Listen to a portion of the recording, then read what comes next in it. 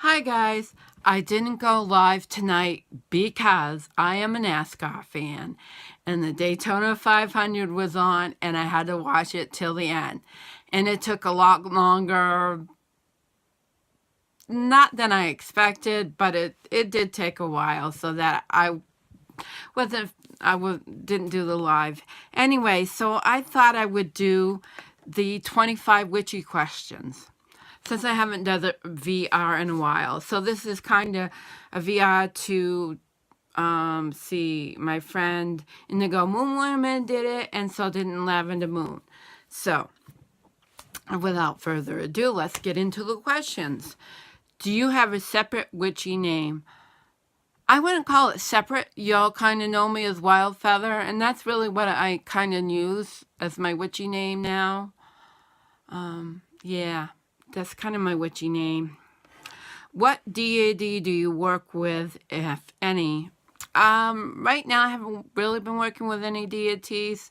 I think I'd like to work with Corduan because of the cauldron, and I love cauldrons. So maybe in some way I'll work with her because my logo was Wild's Color Cauldron.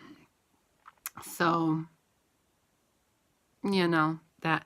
Have you always worked with the same deity?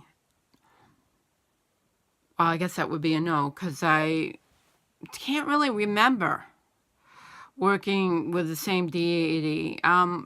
If you consider the earth a deity, Gaia, then yeah, I have worked with Gaia forever. Let's see. How long have you been practicing? Well, that's really a good question. I would say since I was in my late teens, early 20s. So now that I am 56, that would make it 36 years, but not continuously. And it really wasn't it's been more of a spiritual path where I've gotten into different aspects of things. So I really wouldn't call it witchy. I would call it more paganism, but I also got led into Native American culture and things like that. So, and that's kind of what I started with, and also visions that I had of the land around me. So I would say since I was a late teen, early 20s, so 36 years really. Sometimes that study was more detailed. I've done my year in the day, I've done level 2, and I've done some pretty intense studies.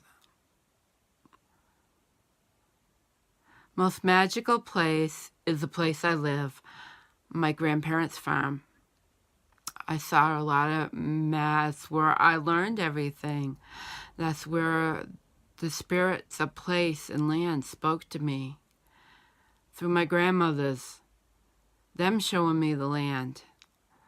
The earth, she's our best teacher. She really is. What animal is your familiar, if any?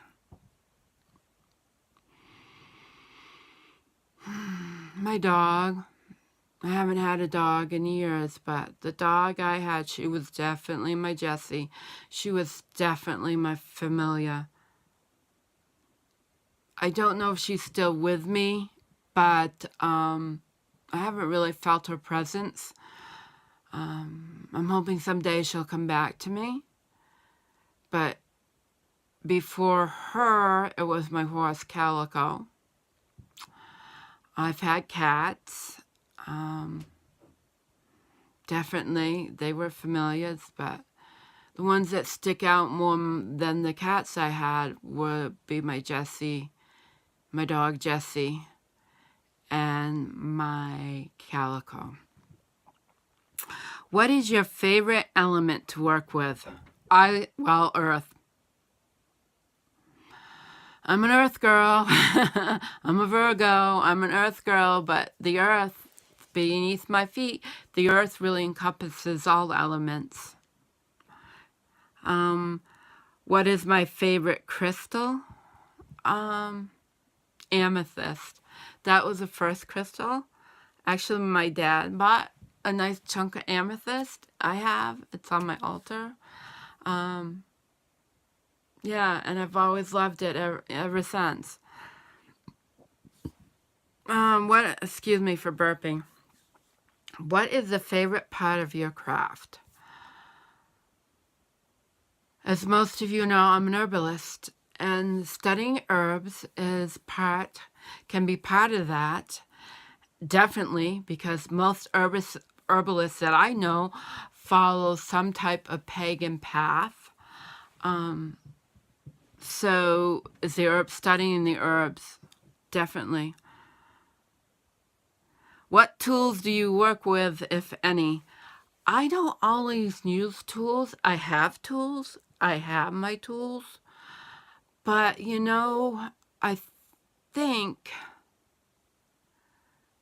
the best tool is right here. My clairs, my clairvoyance, whatever. I think I have all of the clairs. I don't know. I find them very confusing. But those are my best tools. That is my best tool. My inner knowing, my intuition. That is definitely the best tool that I have. What item can you not witch without? I'll have to go back. Wait, no. Do you use astrology in your practice, and in what way? Okay, astrology is another thing. If you know about the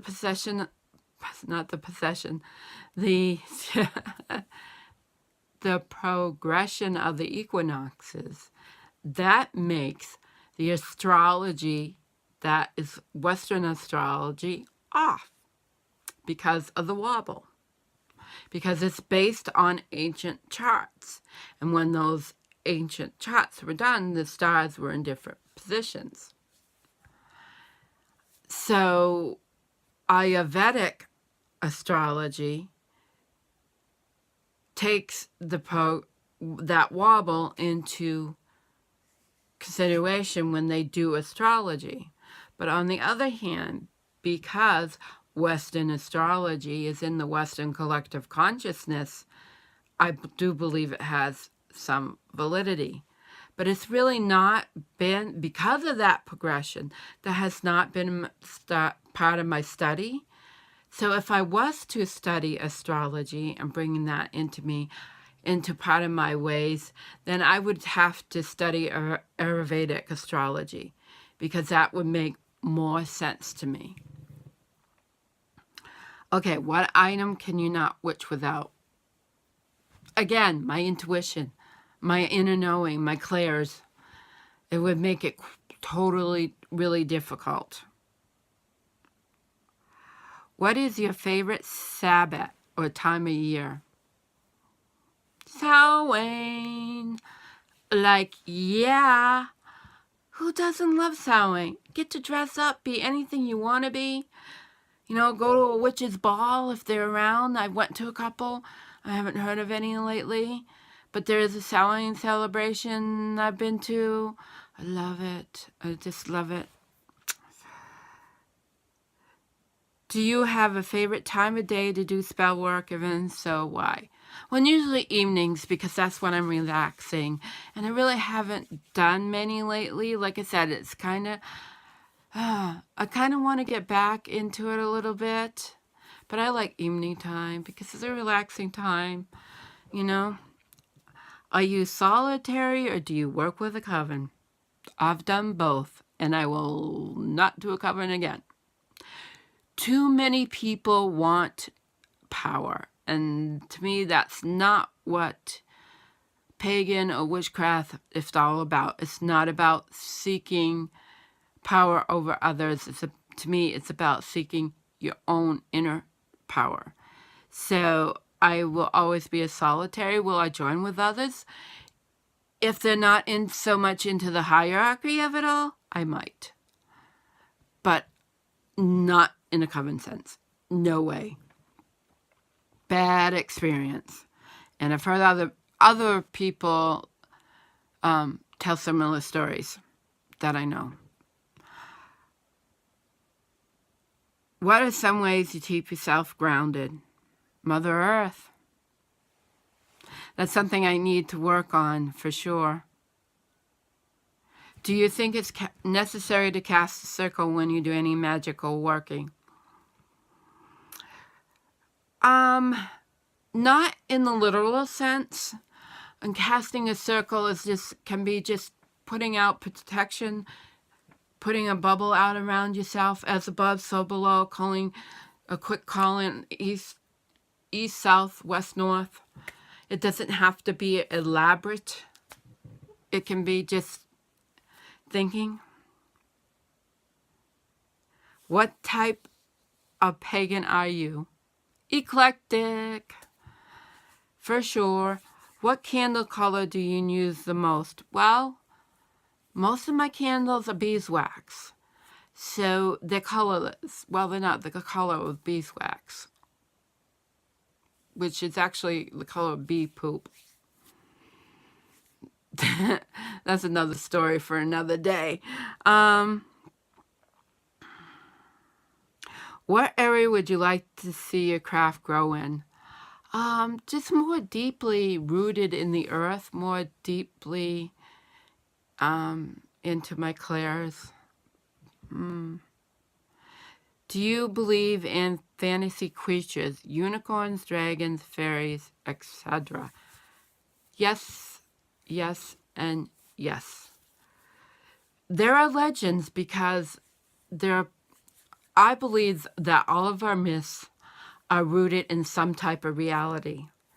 So I just grabbed this book tonight and I'll share it with you so you can see this. It's The Living World of Fairy by R.J. Stewart. So yes, the answer is yes. It's a good book. I haven't read it verbatim, but it's a good book. I'm not into reading lately, so it seems like that goes through things. 2 more questions. Do you always use your own spells or do you tweak others? My own, because a spell can be very simple. It can just be an intention. And the ones that I've done, long before I ever did 101 or stuff like that, was ones that I crafted myself, work best for me. Outside of YouTube and Facebook, do you have a lot of witchy friends in the physical world? I would say yeah. Yeah, because most herbalists, like I said, are towards the witchy side. We follow the rhythms of the earth, because to be an herbalist, you need to work within the seasons. It makes sense to follow the wheel of the year, no matter in what way that you follow it. You're still following the rhythms of the seasons. And that's what the wheel of the year is all about, is following the rhythms of the seasons. So that is 25 questions, witchy questions. And I hope you all enjoyed it. And I will see you maybe sometime this week around 6:30. I will do a pop-up live since I missed Sunday Night Live because of NASCAR. So check y'all soon. Over and out. Bye.